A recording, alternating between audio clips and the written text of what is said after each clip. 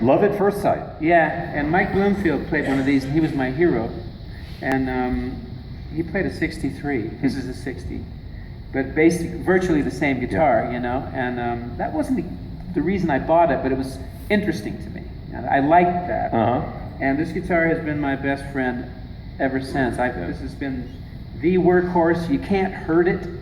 You know, you can throw it around. You can't hurt this thing. It's like, and it sounds great. And one little interesting thing about tone, you know. Go ahead. It never occurred to me when I was a kid to buy the kind of guitar and amp that my hero bought or played.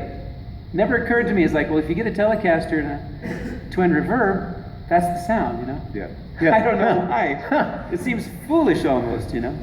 But I got what I wanted out of a Danelectro amplifier and a Guild Starfire 3. And I thought I sounded like Mike Bloomfield. So well, there you and that goes back to what Mark said. You know, it's kind of trusting what's in here and making it happen. Leroy, what are you playing? Well, interestingly enough, this particular guitar, my first really good guitar, I got when I was 15. I had to sell my motorcycle to get it, but it was worth it. Ooh, that's a tough trade. Yeah, 56 Gold Top Les Paul, and that was the only guitar I owned until I was 30 years old. And then that's when I moved to Nashville, and I thought, well, I better get an acoustic guitar to write songs with these guys, you know, and that's kind of where it went. Now, this particular guitar also was built by Mike McGuire, interestingly enough, and this is my signature Gold Top back here, and it's great. That's in regular tuning, and we did some specifics on that would take longer to tell you about than we have. But this one Mike came to me and said, would you like for me to try something different for you? And I said, sure. He is a great friend. First of all, I trust him 100%. And he said, well, back in Valley Arts, we used to use a wood called polonium. Am I saying that right? And it's much lighter than your standard mahogany guitar. So you can see that this is not mahogany. But he chose the top, and it is the best guitar to carry on your back going through airports at 100 miles an hour. Yeah. So and that counts for a lot these days.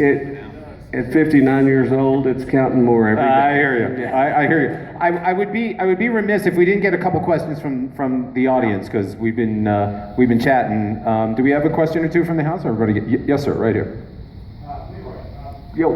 other than your guitar playing, which is really amazing, one thing I was thinking about, obviously you have the Wayne influence, but I also hear a lot of lap steel. Yeah. Did you listen to any or have any lap steel players that you think that are really cool that you like?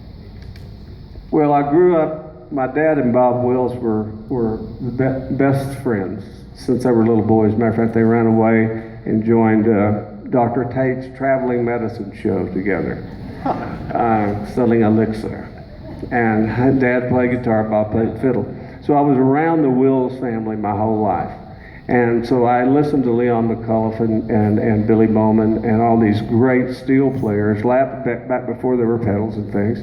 So yeah, a lot of that, what you hear coming through, it is that, you know. I would be remiss not to point out that Ry Cooder, I mean, you keep walking, Dwayne was a door opener, but then you start going down the line. Well, he learned it from somewhere, and I went all the way back as far as I possibly could, but where I keep coming back to, and who keeps amazing me time after time after time, is Ry Cooder. It just doesn't seem to be anything the guy is not willing to try. Yeah. Okay, yes, sir, right here. A lot of you talked about when you were developing tone, you were actually began on classical guitar. And then even on electric now, you still use right-hand fingers a lot. Do you use fingernails? Ooh, go ahead, Mark.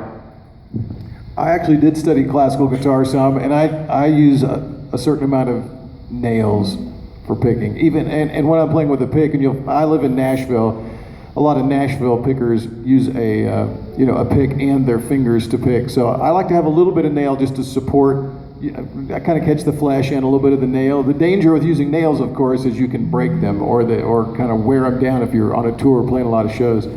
So then there's Mark Knopfler, who doesn't use any nail whatsoever and plays with his fingers. But I like to have a little bit of nail just to get a little edge on the tone. Or you can go to a nail salon and have them put fingernails on. Yeah, which and, does- and by the way, there's a quick story to that. First Really time, works. First time I did that 15 years ago, walk into a nail salon, sea full of women, they all turn and look at me, and I'm like, just a guitar player.